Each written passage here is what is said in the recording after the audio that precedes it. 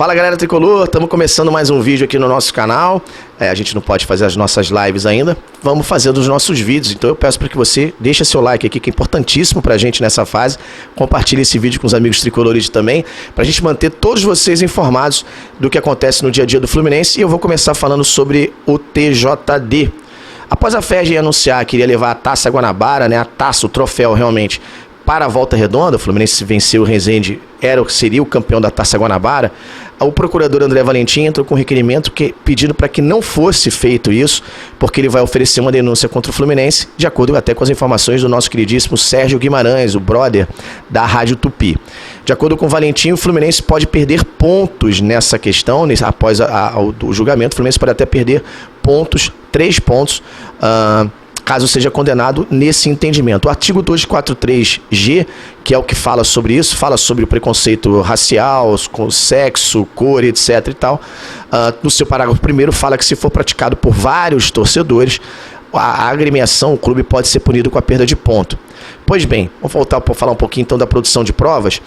O Flamengo apresentou um laudo pericial de 4 folhas, assinado pelo Ricardo Molina. A gente não vai nem falar do histórico mais do Ricardo Molina, eu já falei em outra oportunidade. Vai ter que manter isso aí, viu? E o Fluminense, em contrapartida, ao ter essa notícia da perícia do Flamengo, o Fluminense contratou o Instituto Forense Pro para que também fosse realizada uma perícia no intuito de localizar de onde partiu essa suposta injúria, né, se foi da oeste inferior, superior ou dos camarotes, e também tentar identificar o autor da suposta injúria. O laudo pericial não só voltou dizendo que era impossível dizer de onde partiu esse grito, como também disse que era impossível afirmar que foi ouvida a palavra macaco. Ou seja, voltou como inconclusivo. E aí o André Valentim, então, acha por bem oferecer essa denúncia contra o Fluminense. Isso não me assusta em nada, ao contrário, a nossa postura aqui de saudações sempre foi essa, sempre foi de apurar até o final. Inclusive eu continuo sendo a favor da entrada do Ministério Público na situação, porque isso transcende a justiça desportiva, passa a ser até a justiça criminal. O Ministério Público deveria ser sim chamado para tentar desvendar ainda mais, apurar ainda mais esses fatos. O interessante é dizer que ontem à noite o doutor Ricardo Lira, que é um auditor lá do TJD, intimou o Fluminense para que o Fluminense apresentasse as imagens do circuito interno lá do Nilton Santos, sobretudo do setor oeste, no momento que o Gabriel Barbosa saía do campo, porque o Nilton Santos recebeu essas intimações e não atendeu.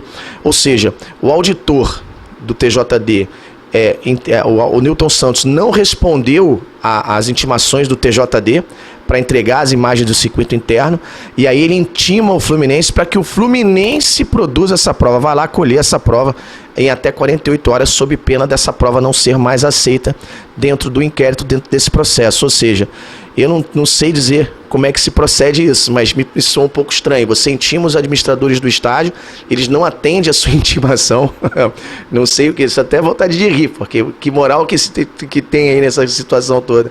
E aí o cara não te entrega e você então intima uma das partes para que ela então faça essa produção de provas, vá lá, então recolha esses vídeos das imagens do circuito interno do Nilton Santos, da ala oeste, lá do setor oeste, no momento que o Gabriel Barbosa está deixando o gramado. Enfim, cabe ao Fluminense então apresentar essa prova, sob pena de não deferimento da mesma, em um prazo de 48 horas.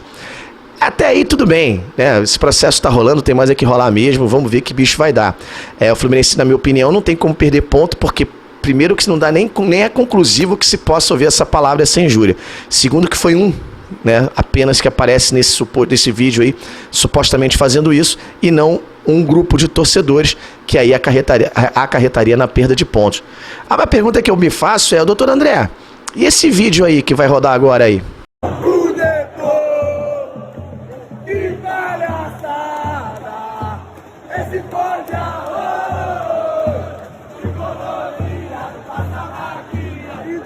E aí, doutor André, e esse vídeo aí, ele precisa de perícia? A gente vai precisar chamar algum instituto de perícia para constatar que houve cântico homofóbico no Fla-Flu? Cadê a denúncia? Eu não estou pedindo isenção do Fluminense, não. A gente quer que seja apurado, de fato, se houver que realmente que se prove o culpado, ou que se a torcida do Fluminense também tiver ferido algum tipo de artigo, que se puna realmente. Mas esse aí vai passar batido? Homofobia não pode, não tem problema nenhum? Essa é a mensagem que o TJD quer passar para a sociedade? Então a gente espera que haja realmente uma ação enérgica em relação a esse tipo de situação também, que se ofereça denúncia nesse caso também, que vá a julgamento. Esse vídeo aí, na minha opinião, é o famoso batom na cueca, não tem desculpa. Não tem desculpa, isso aí é um vídeo que já é condenatório. E é por isso que não vai ser oferecida denúncia.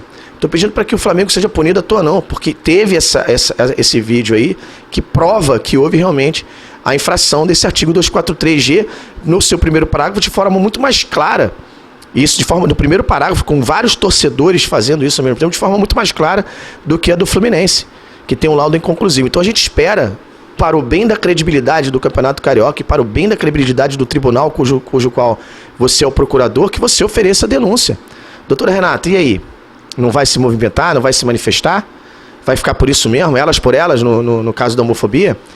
Não dá para entender. Bom, vamos falar de Fluminense um pouquinho mais agora, só que dentro de campo. O técnico Abel Braga vai treinar hoje pela primeira vez, após aí o descanso da galera. Ontem a rapaziada teve um descanso merecido. Hoje o elenco se representa lá no centro de treinamento Carlos Castilho e já vira a chave para o jogo contra o Resende.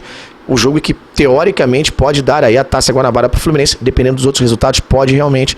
O Fluminense vai a 27 pontos. Se houver tropeços aí de Flamengo e Vasco, ele pode se garantir, mesmo com o último jogo, a última rodada para ser realizado, o Fluminense com a impossível e assim absurda perda de pontos, o Fluminense ainda assim pode se sagrar campeão da Taça Guanabara.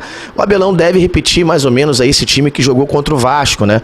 Dando indícios que ele tá fazendo o time A e o time B sim, por mais que ele fale que não. Até entendo, para não ter esse tom pejorativo de um time B. Isso tudo porque o Olímpia empatou com o Atlético Nacional na noite de ontem, se garantiu na terceira fase aí da competição da Taça Libertadores. Havia vencido o primeiro jogo por 3-1 em Assunção, ontem empatou por 1-1 na Colômbia.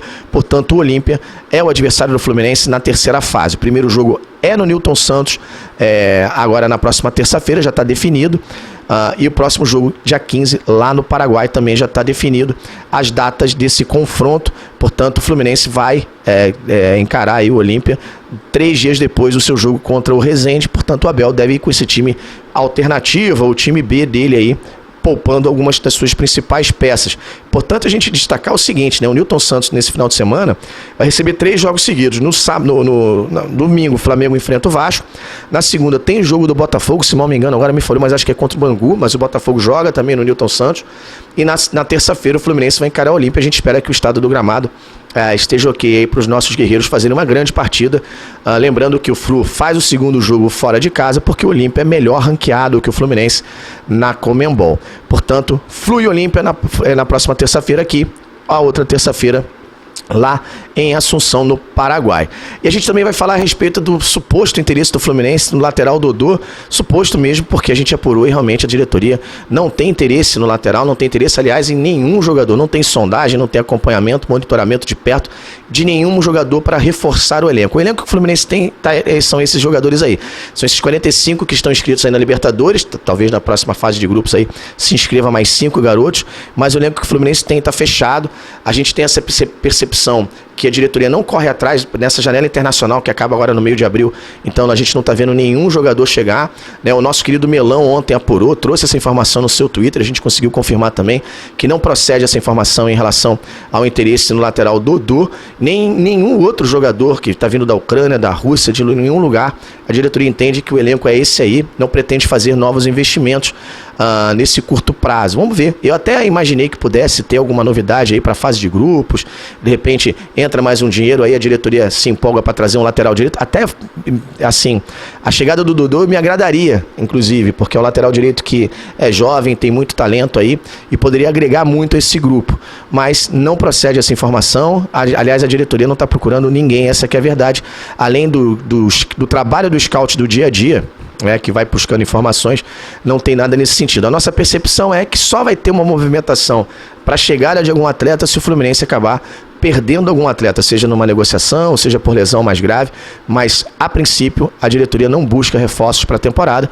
O nosso elenco é esse aí, salvo uma raríssima oportunidade de mercado, coisa que a gente vai ficar acompanhando de perto. Fechou? Agradeço a todos pela atenção, por chegarem até aqui comigo nesse vídeo. Deixou seu like? Agora compartilha com os amigos e vamos com tudo fazer uma mídia tricolor cada vez mais forte. Fechou? Um beijo no coração, se cuidem e a gente se vê. Tchau, tchau.